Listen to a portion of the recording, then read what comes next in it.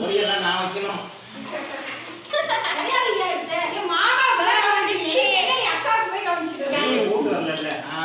சோறு வைங்க. சோறு சோறு அள்ளி வைங்க.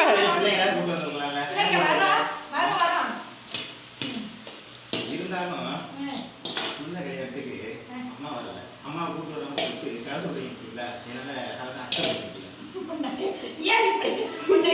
ஓகே. அப்பளம் 3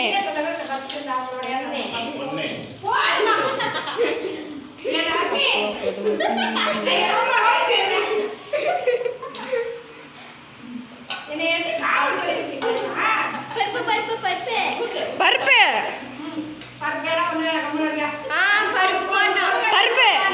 பருப்பு போட்டு தான் ஆகணும்.